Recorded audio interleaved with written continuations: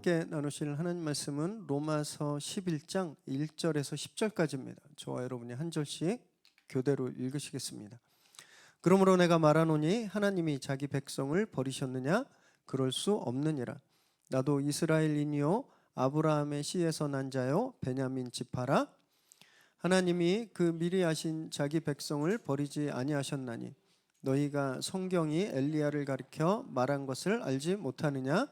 그가 이스라엘을 하나님께 고발하되 주여 그들이 주의 선지자들을 죽였으며 주의 제단들을 헐어버렸고 나만 남았는데 내 목숨도 찼나이다 하니 그에게 하신 대답이 무엇이냐? 내가 나를 위하여 바알에게 무릎을 꿇지 아니한 사람 7,000명을 남겨두었다 하셨으니 그런즉 이와 같이 지금도 은혜로 택하심을 따라 남은 자가 있느니라. 만일 은혜로 된 것이면 행위로 말미암지 않음이니 그렇지 않으면 은혜가 은혜되지 못하느니라. 그런즉 어떠하냐?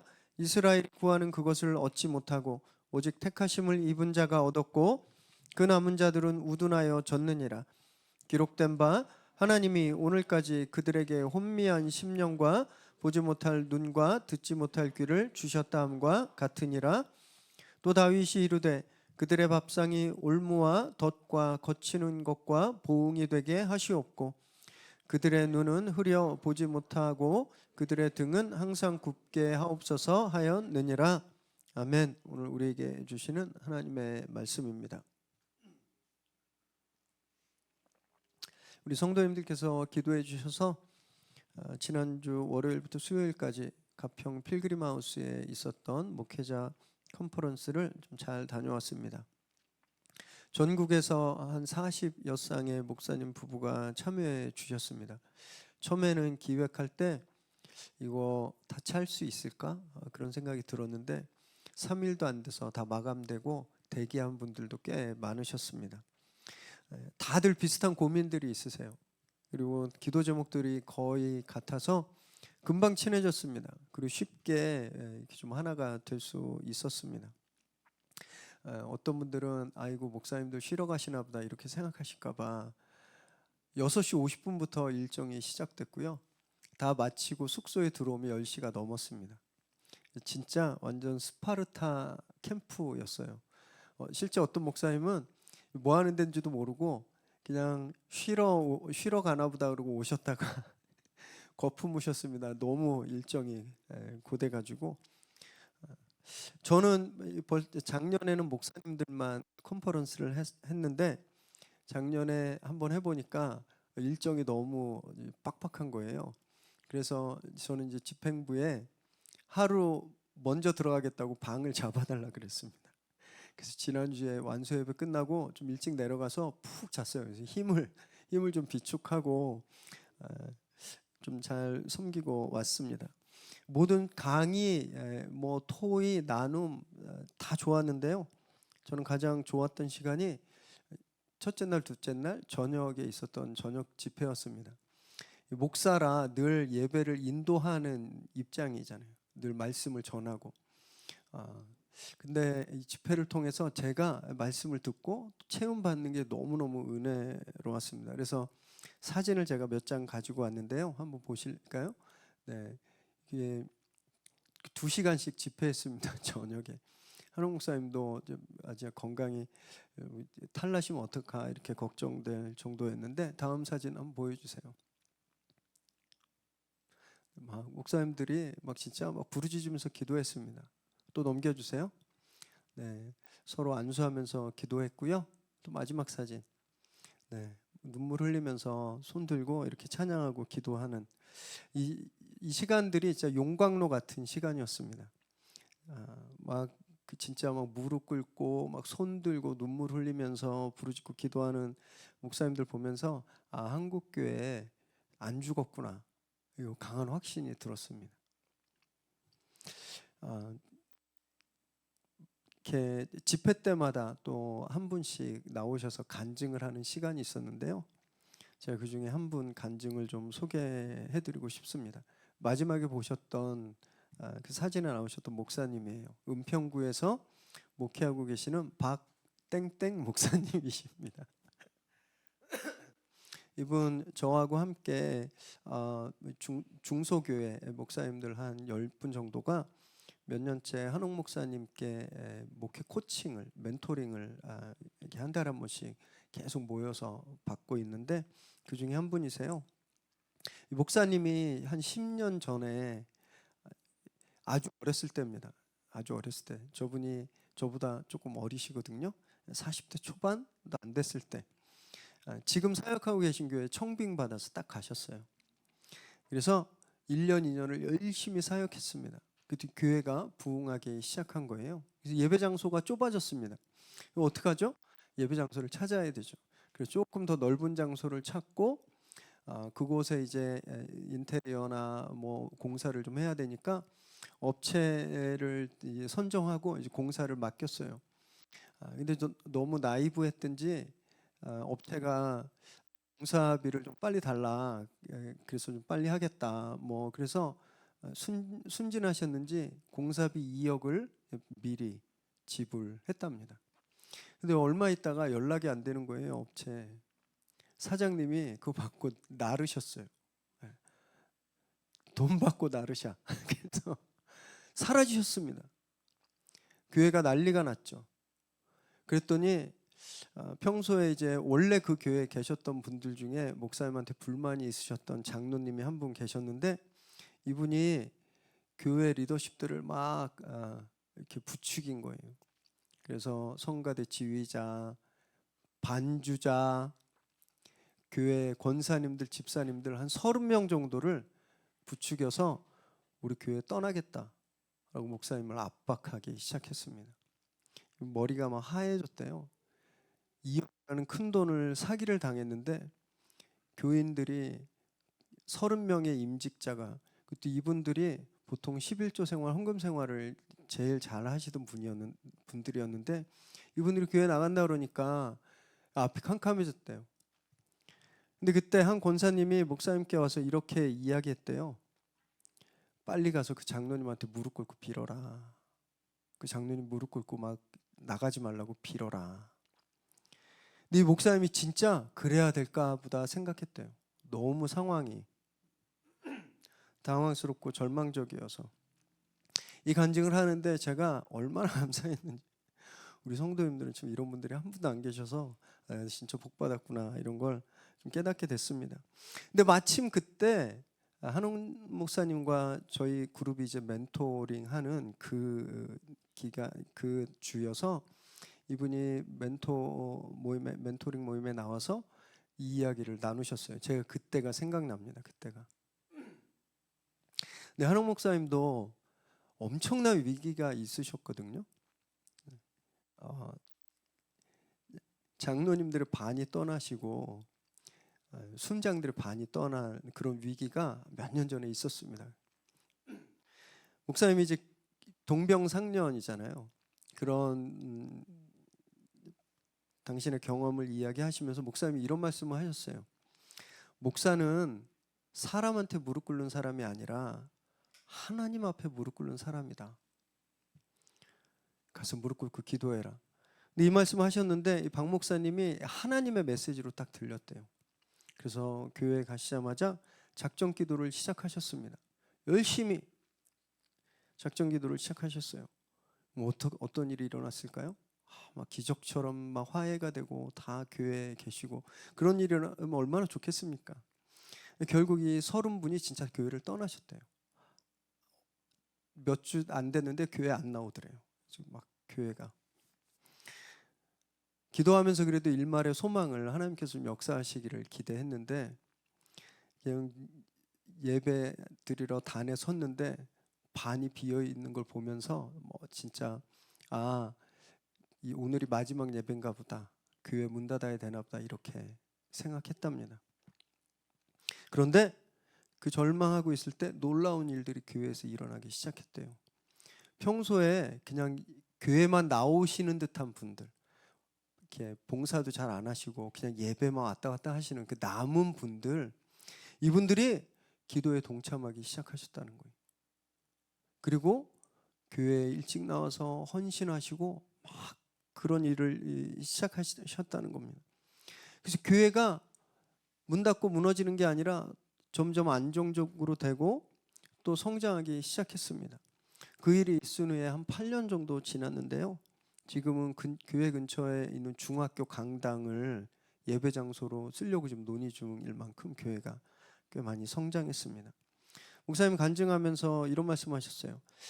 당시 그 중심적인 성도님들이 정말 몽창 떠나셨을 땐 절망했지만 남아있는 분들을 통해서 역사하시는 하나님의 은혜를 체험했다. 이런 고백을 했습니다.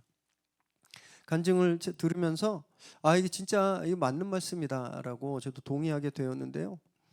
하나님이 이루어 오고 계신 또 이루신 부흥의 역사를 보면요. 재주 있는 사람, 잘난 사람으로 이루어지지 않았습니다. 하나님은 늘 사람들이 주목하지 않는 사람, 그냥 남겨져 있는 것 같은 그런 사람으로부터 위대한 일을 시작하셨어요. 모든 것이 다 끝났다, 이제 소망이 없다, 아무 일도 안 된다, 이렇게 절망하는 순간에도 하나님 그 가운데 소망의 빛을 늘 예비해 두시는 겁니다. 특히 경건하고 의로운 사람들을 남겨두셔서 그 사람들로 하여금 새로운 역사를 만들어가게 하시는 거죠. 이것이 하나님이 지금까지 보여주신 부흥의 역사입니다. 저희들 다 아는 무디 선생님도 그랬죠. 무디 선생님은 정말 기독교 역사상 가장 위대한 전도자, 바이블 티처 중에 한 분이신데요. 이분 초등학교 5학년 중퇴입니다. 학력이. 가정상 형편 때문에 교육을 못 받았어요. 그리고 이분은 평생 구두를 수선하는 구두 수선공이었습니다. 예수님을 믿고 아이들을 가르치고 싶어하는 막 열정이 불타올랐는데 교회에서 거절했어요. 당신은 애들 가르칠 자격이 안 된다고. 남겨진 자 같은 분이었죠. 그러나 그분은요, PhD 학위를 가진 사람들 그 누구도 해내지 못하는 엄청난 부흥의 주역이 되었거든요. 이것이 하나님이 하시는 일입니다. 오늘 바울도 저희들에게 같은 메시지를 주세요. 하나님의 역사는 남은 자들을 통해서 이루어진다 말씀하시는데, 말씀 함께 나누실 때 저와 여러분이 그렇게 하나님이 당신의 역사를 위해 남겨두신 거룩한 사람들이라는 것을 깨닫는 그런 귀한 시간 되시기를 바랍니다. 1절 읽습니다. 시작. 그러므로 내가 말하노니 하나님이 자기 백성을 버리셨느냐? 그럴 수 없느니라. 나도 이스라엘인이요 아브라함의 씨에서 난 자요 베냐민 지파라. 바울은 앞에 9장 10장에서 무엇을 이야기했냐면요, 하나님의 은혜에 대해서 이야기했습니다. 하나님의 약속에 대해서 이야기했어요. 하나님의 부르심과 구원에 대해서 이야기했습니다. 그리고 동시에 그 은혜를 배신한, 그 은혜를 저버린, 그 은혜의 귀를 닫아버린 이스라엘에 대해서도 바울이 비판했죠. 그리고 이방인들도 믿음으로 구원받을 수 있다라는 것을 주장했습니다. 당시 대부분의 유대인들은요, 어떻게 생각하고 있었냐면 태어나서 8일 만에 할례를 받고 율법을 잘 지키면 의로운 사람이다, 나는 당연히 구원받는 거다, 이렇게 생각하고 있었습니다. 그런 그들에게 이런 주장, 이스라엘은 이미 하나님을 배신했고 이방인들이 믿음으로 구원받는다라고 말하는 이 바울의 주장은요, 자체 그래? 그럼 하나님이 이스라엘 버렸단 말이야? 하나님이 이스라엘을 폐기 처분하고 이방인들만 구원한다는 거야? 이렇게 오해를 살 수 있는 가능성이 있었던 거죠. 그래서 바울은 그게 아니다라는 말을 하는 겁니다. 믿음으로 구원 얻는다라는 것 이방인뿐만이 아니라 유대인들에게도 마찬가지다. 이 원리는 유대인, 이방인 다 통용되는 거다, 이것을 말합니다. 그리고 그걸 증명하는 거예요. 먼저 자기 자신을 통해서 나 봐라, 나 이스라엘 사람이야, 아브라함의 자손이고 베냐민 지파 사람이야, 나 찐 이스라엘인이야. 그런데 내가 믿음으로 구원받았잖아. 하나님이 이스라엘 버리신 게 아니야 라고 말하고 있는 거예요. 그리고 성경에서 또 다른 증거를 제시하는데 바로 엘리야입니다. 엘리야. 3절에서 5절 읽습니다. 시작. 주여, 그들이 주의 선지자들을 죽였으며 주의 제단들을 헐어버렸고 나만 남았는데 내 목숨도 찼나이다 하니 그에게 하신 대답이 무엇이냐? 내가 나를 위하여 바알에게 무릎을 꿇지 아니한 사람 7,000명을 남겨두었다 하셨으니 그런즉 이와 같이 지금도 은혜로 택하심을 따라 남은 자가 있느니라. 이 구절은요 열왕기 18장 19장에 나오는 내러티브입니다. 엘리야가 갈멜산에서 호롤 단신으로 450명의 바알 선지자들과 대결하죠. 승리합니다. 그리고 나서 그들을 다 죽여요. 엄청난 승리를 이룬 겁니다. 그러면 꽃길이 쫙 열려야 되잖아요. 근데 이 승리를 이루자마자 목숨을 위협당해요. 이세벨이 성전을 헐고 회당들을 다 무너뜨리고 여호와를 믿는 사람들을 다 잡아가두고 엘리야를 죽이려고 했던 거예요. 그래서 엘리야가 막 급히 호렙산으로 도망갑니다. 그리고 나서 하나님께 푸념하는 거예요. 하나님 이게 뭡니까? 하늘에서 불을 내려서 여호와가 살아계신 것을 내가 증명했는데, 그리고 바알 거짓 선지자들을 다 때려 죽였는데 내가 죽게 생겼습니다. 보세요, 내 주변에 아무도 없어요. 나 혼자만 있습니다. 하나님께 이렇게 푸념하는 거예요. 한탄하는 거예요. 그런데 그때 하나님이 놀라운 말씀을 하십니다. 너 혼자라고? 아니야.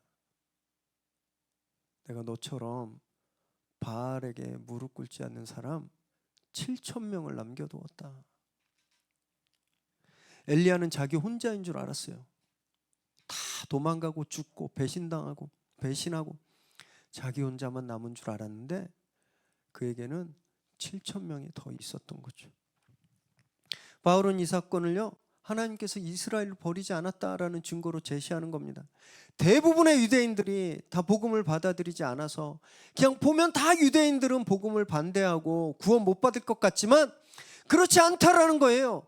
하나님은 그 순간에도 7,000명의 믿음의 사람들을 유대인들에게 남겨두었다라는 말을 하고 있는 겁니다.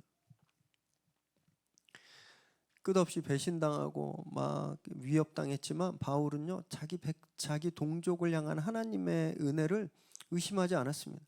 하나님이 유대인들에게 그런 의로운 남겨진 사람들을 반드시 하나님이 두셨다라고 믿고 있는 거죠.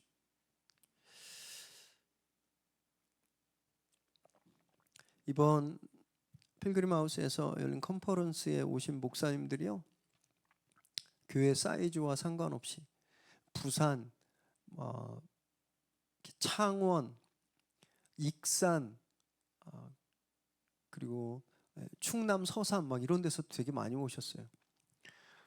지방이든 서울이든 도시든 상관없이, 도시에서 목회하시든 시골에서 목회하시는 상관없이 그냥 공통적으로 느끼고 있었던 어떤 답답함들이 있었습니다. 코로나 이후에 교회를 떠난 성도님들이 교회로 다시 복귀하지 않고 있는 거예요. 참 답답했던 거예요.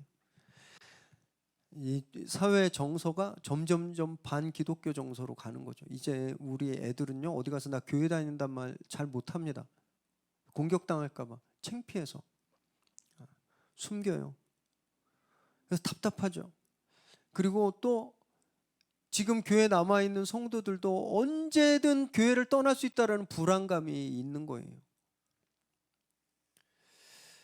그래서 많이 눌려 있는 걸 발견했습니다. 저도 그랬더라고요. 열심히 했지만 막 이렇게 저렇게 열심히 막 해보지만 상황이 막 쉽게 나아지지 않고 있죠.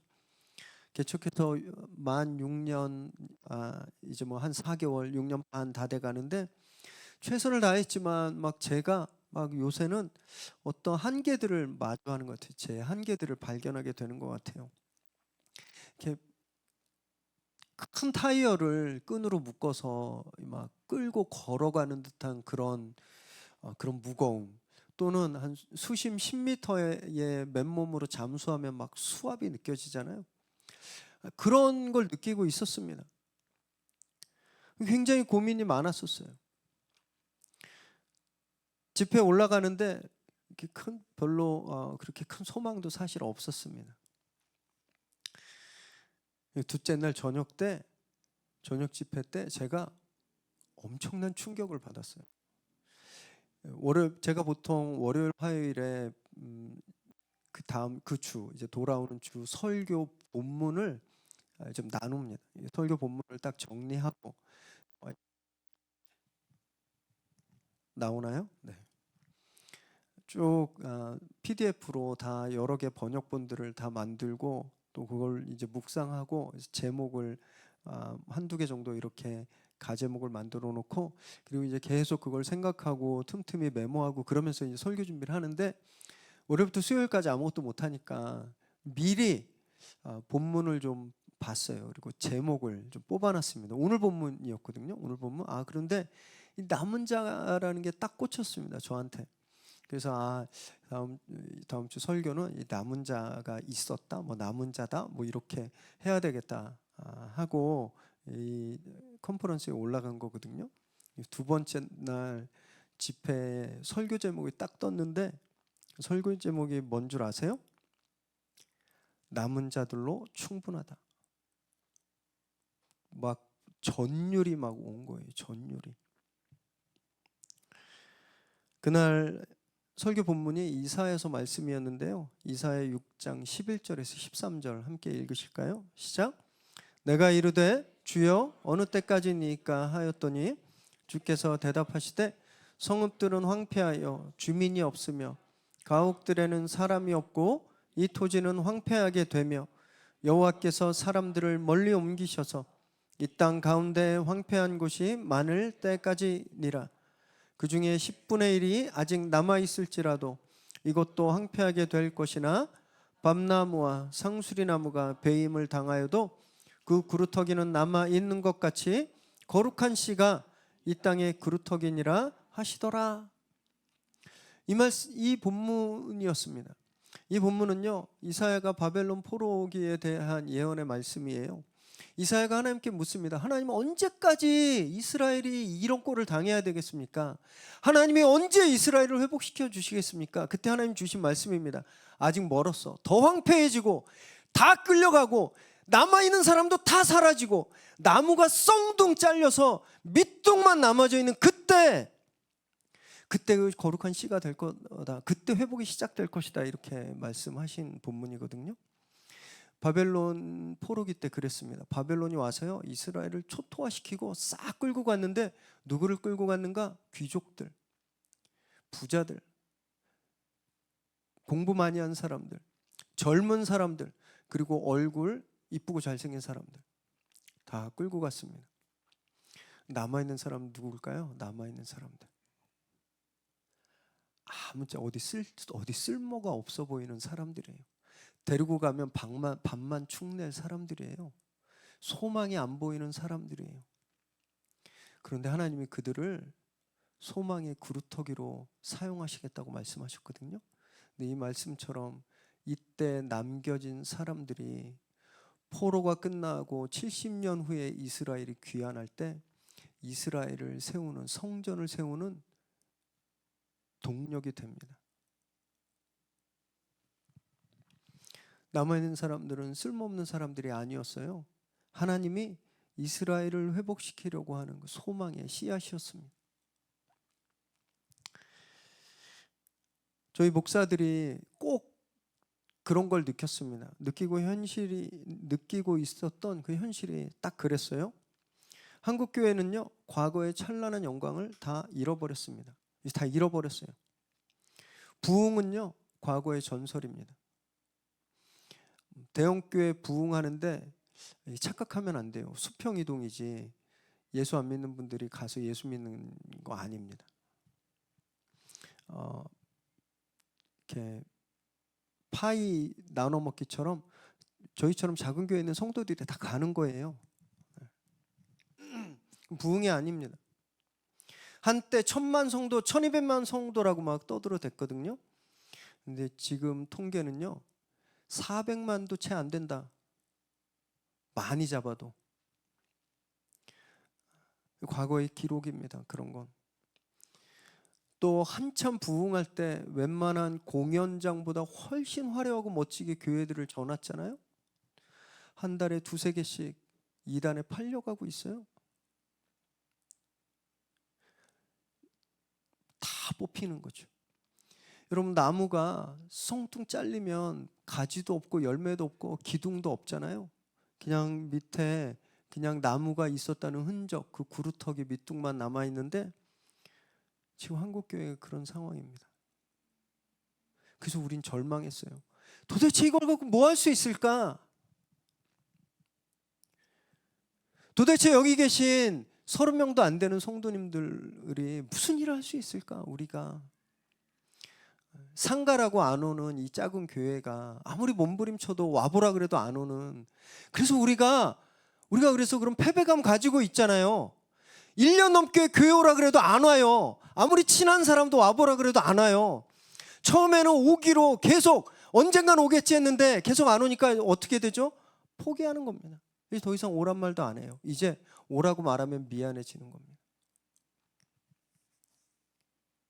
그러면서 우리가 이렇게 얘기하죠. 상가교회는 이제 안 가. 개척교회는 이제 안 가.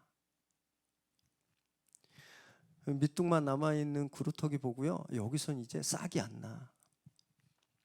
이건 죽은 거야. 소망이 없어.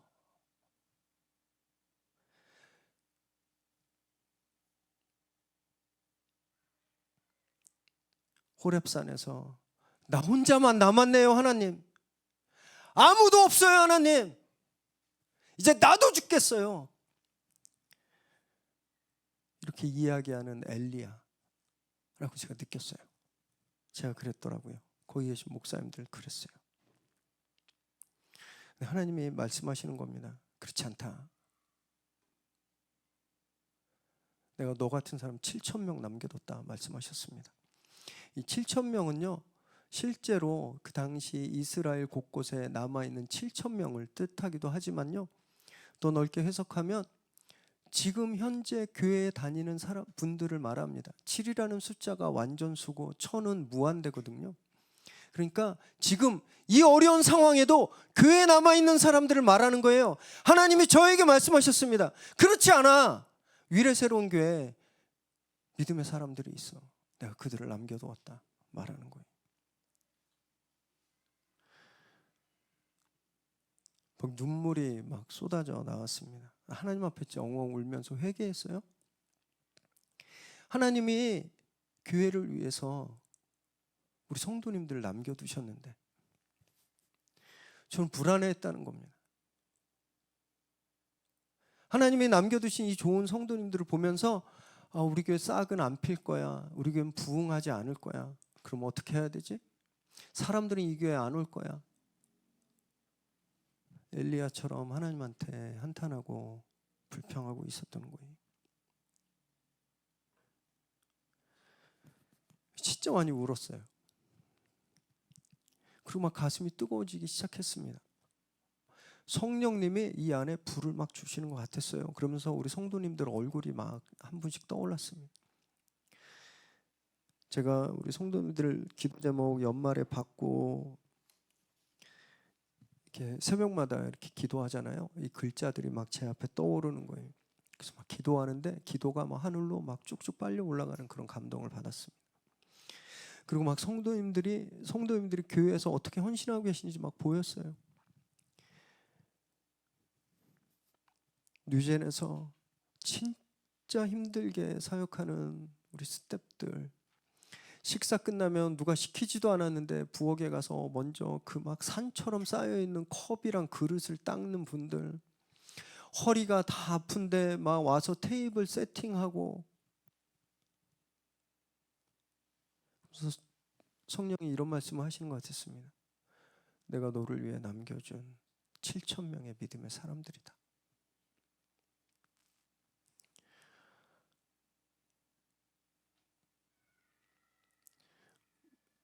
컨퍼런스 갈 땐 굉장히 마음이 무거웠는데 막 순식간에 없어졌습니다. 얼마나 가벼워졌는지 몰라요?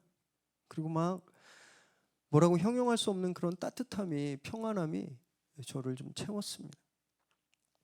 확신이 들었어요. 이분들이 진짜 부흥의 씨앗이구나. 우리 위례 새로운 교회 성도님들이 진짜 하나님이 남겨놓으신 용사들이시구나. 확신이 왔습니다. 그래서 이런 다짐을 했어요. 내년에는 내가 올라가서 간증해야 되겠다. 하나님께서 위례 새로운 교회 어떤 일을 하셨는지 내가 내년엔 간증해야 되겠다. 이런 다짐을 했거든요. 여러분, 현실이 답답하면요, 내가 원하는 대로 일이 되지 않으면요, 비참해지죠. 절망합니다. 자존심도 상해요. 왜 내가 이 꼴을 당해야 되는지 진짜 절망하게 됩니다. 그래서 하나님께서 내 주위에 나를 위해 남겨놓으신 그 남은 사람들, 나를 위해 남겨놓으신 그 소중한 존재를 못 보게 되는 거예요. 절망이 우리 눈을 가려서. 믿음의 눈을 뜨셔야 돼요. 하나님은 우리에게 언제 어느 상황이든 소망의 씨앗을 남겨두십니다. 그 회복의 구루터기를 발견하시기 바랍니다. 그리고 하나님이 하실 일을 기대하시기 바라요. 7절 8절 읽습니다. 시작. 그런즉 어떠하냐? 이스라엘이 구하는 그것을 얻지 못하고 오직 택하심을 입은 자가 얻었고 그 남은 자들은 우둔하여 졌느니라. 기록된 바 하나님이 오늘까지 그들에게 혼미한 심령과 보지 못할 눈과 듣지 못할 귀를 주셨다함과 같으니라. 바울은 이렇게 고백했지만 자기 눈앞에 있는 현실은요 달랐습니다. 하나님이 여전히 이스라엘을 사랑하시고 이스라엘을 구원해 주신다는 믿었지만, 그걸 소망하고 있지만 자기 눈앞에 보이는 건 정반대였어요. 유대인들은 더 극심하게 반대하고 자기를 공격하고, 여전히 유대 공동체들은 율법을 이렇게 정말 주문처럼 막 숭상했고, 택하심을 받은 소수, 더 구체적으로는 당시 유대인들이었지만 예수님을 믿고 교회를 이룬 그 소수를 제외하고는 대부분이 어리석고 우둔해져서 하나님의 이 위대한 뜻을, 하나님의 구원의 역사를 이해하지 못했던 겁니다. 그래서 바울은 이 이스라엘이 얼마나 복음을 듣는데 둔하고 완악한지를 10절까지 신명기, 이사야, 시편을 인용해서 말하고 있는 거예요. 이스라엘이 이렇게 어리석다라는 것. 바울에게 이 딜레마가 있었던 겁니다. 하나님은 이스라엘을 버리지 않으셨어요. 이스라엘 구원에 대한 소망은 계속됩니다. 그런데 이스라엘은 그걸 거부하는 거예요. 그러면 하나님의 소망이 이루어지지 않는 것인가? 하나님의 뜻이 약한가? 하나님의 뜻이 거짓인가? 이 딜레마를 바울은 해결합니다. 이방인 선교예요. 이방인 선교. 전도를 위해서 하나님의 뜻이 여전히 이루어지고 있다는 것을 바울이 증명하려고 했던 겁니다. 그래서 그가 이방 사역에 올인한 거예요. 저와 여러분도요, 하나님이 교회를 향한 사랑을 거두지 않으셨다는 것을 확신하셔야 됩니다. 교회는 끝났어. 이제 뭐 30년 후면 없어질 거야. 지금 교회 애들이 없어지니까 자연적으로 한 세대만 지나면 교회는 문 닫고 없어질 거야. 성경은 가짜야.